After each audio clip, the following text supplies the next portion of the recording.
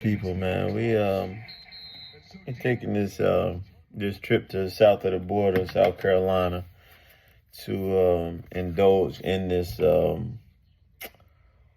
hog membership challenges. So one of the hog membership challenges was go to south of the border in South Carolina, which is this one.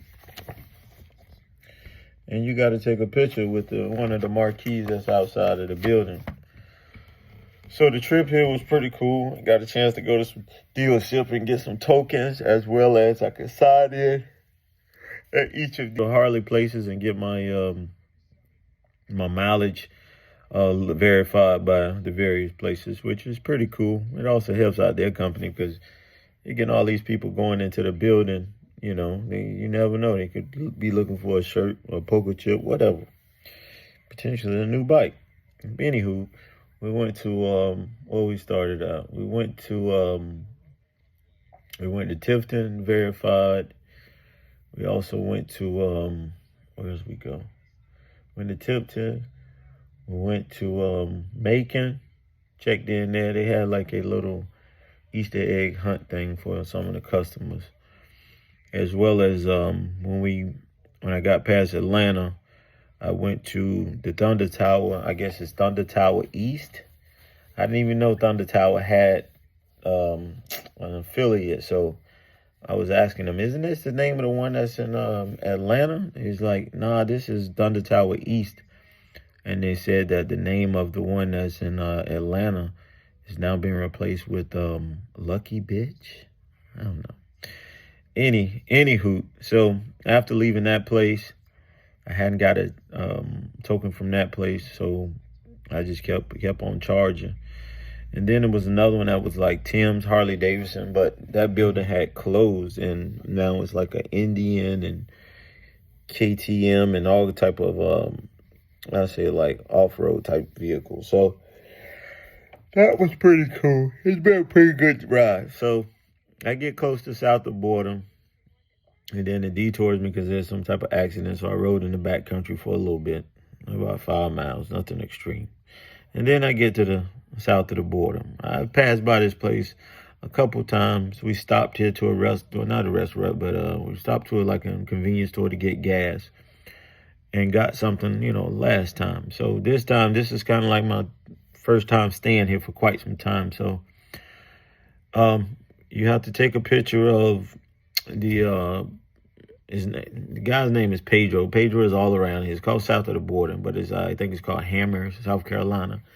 Anyways, you gotta take a picture with that sign out front. It's like a little marquee with South of the Border on it, and then you have to hold the manual up and this, that, and the other. So when I got here, it's just funny, man. It's like that sign is. There's only really like one way to get through there. So I don't know how this thing goes. Maybe you take a picture with your bike in it and you have to hold a pamphlet. So you got to hold this pamphlet as well as, I guess, have your bike in the picture and and then get the marquee in there. So I park on the side. I'm trying to strategize how to get the bike and me in there. So then I pull close to the sign, and I'm waiting for a regular person to come by and, grab the phone and take a picture. So I asked one couple, I said, can I bother you for a moment to take a picture? And they said no, they declined. I thought that was kind of interesting. I was like, why would you decline to take a picture? I don't know. So then just what happened, this guy comes out, he has a nice Harley Davidson. I'll show you a picture of it, put it in there. And then I grabbed him and I was like, hey, would you take a picture for me? He takes a picture. And then he took a picture and cut off half of the sign. So I'm like, can I get you to take the picture again? It's kind of like awkward to have someone keep taking pictures, but I need to be in it as well as the whole marquee. Our marquee is big. It's probably like 5 stories tall. So after that, it is what it is. So I started calling around. I was going to sit down and eat, but I don't know, this restaurant that's like right outside of Marquee is kind of funky. So it didn't seem like anybody was going in there. They claim, oh wow. They claim this is like a tourist area, but it's not many people. So, anywho, I call around, check on prices around the area. And matter of fact, I'm just sitting right in front of I think it's called South of the Border Motel. So I called down the road where I last gassed up, and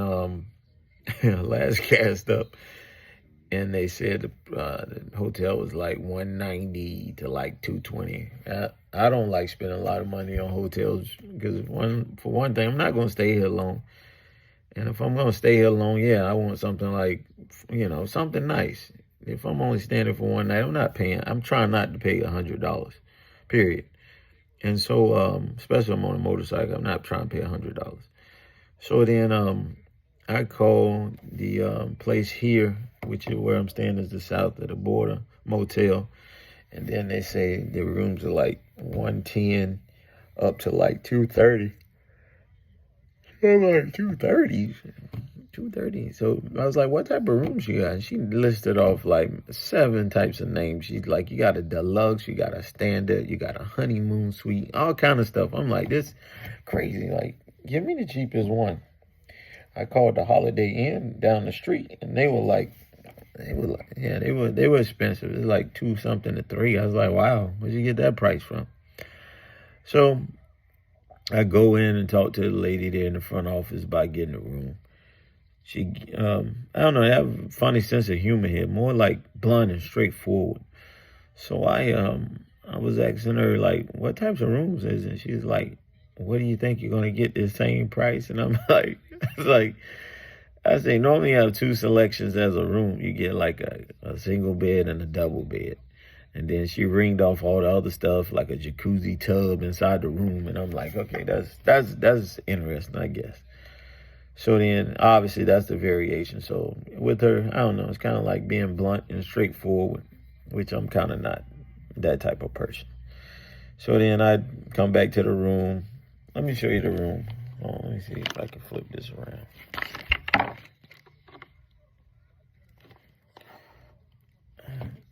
So I come back to the room, and the room is like, it's dated. It's like 1960. You can even see the roof in here. This is the roof in the room. And it's dated. And the beds look like they were from 1960. They hadn't even gotten any new linens on it. It seems very old. So I'm tired. I'm still making the video. But anyway, it's just dated. And I'll show you pictures of this. Like the floor is orange from, I guess that's like what is it, decor or something like that. Decor or something like that, back in the day, flashback, throwback. And the walls don't have any artwork on it or anything. The only thing that has artwork is the TV. Speaking of the TV, look at this TV. I wish I could spin this. Can I spin this around?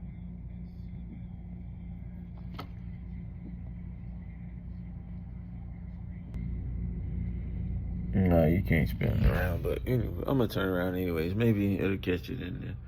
But look at the clarity of the, like, I don't know. Look at that. Like, I've never been in a hotel. Even the crappy ones have nice TVs. Look at this one. So fuzzy. It's not even sharp. So anyways, that ain't it. We go to, they give us a discount for the little restaurant that's like kind of connected to it. And I go in the restaurant, and it just looked like, they only got like one waitress, it seemed like, and then like all the tables were like full with food on it. No one had cleaned them off. And I'm looking at the people's food as I go in. It looked like hamburgers and French fries and hot dogs and stuff. I'm like, that's interesting. It's south of the border. I'm thinking maybe Spanish food. So I go in there. I already have an idea. It's a Spanish restaurant. I'm fixing to go in here and get me a regular, my Supreme, my burrito. And just grind out. So I get the menu. I look through the menu. There's only like, I kid you not, it's probably like 3 items on there that was like south of the border oriented or Spanish Spanish meals. I'm like, so I asked I asked a lady, I say, waitress, well, you guys don't have any Spanish food? This is what she says. You could go across the street if you want some Mexican food. What? Why would you make that type of recommendation? I don't know. This is funny. She's like, you could go across the street if you want some Mexican food. There's one right across the street. So I don't know if I have a picture of the meal. It's like the basic hamburger. It had one slice of, and not even a full slice of lettuce on it. It had a piece of lettuce with one tomato and the hamburger patty and a slice of cheese on it. That's it. And obviously the bun. What is this? And so then when she was initially telling me what was wrong, what was on the hamburger, she was like mayo and ketchup or something like that. So I was like, can I add mustard? And she's like, well, I'll just put it on the side. How about when the stuff comes out, is in a bottle? I'm thinking it's already been prepared. It already has that on it. And then it didn't have any mayo on it. So she didn't even bring any mayo out. I also ordered some broccoli. And the broccoli came out, but it was like, I don't know. We all have our own expectations as about what food should look like. But it came out, and it looked like it had some like cheese whiz on it, like Velveeta cheese on it. I'm like, this is it's bananas, man. So on the way out, I said, can I get a water to go? Because I needed some ice. I don't want to really have to come back and fill up the ice thing. So I told her, hey, can I get a cup of ice? She says, we don't let people take drinks out of here. Like, what is going on? It's like, we don't let people take drinks out, like not in the glass, like in a styrofoam. She's like, we're not allowed to get people styrofoam. This is what cruel joke is this? Like, what's going on here? Like, I don't know. This is just unusual, man. It's a good ride here, but the people are like, I can't explain to people. She's like, we can't even give you a styrofoam cup to take out of here. I can see if it's like on the beach or something that people been throwing cups or something in the ocean or something, but it's like, there's nothing around here. It's really nothing around here. This is crazy, man. I just pray to God that the bed is, I'll let you know in the morning.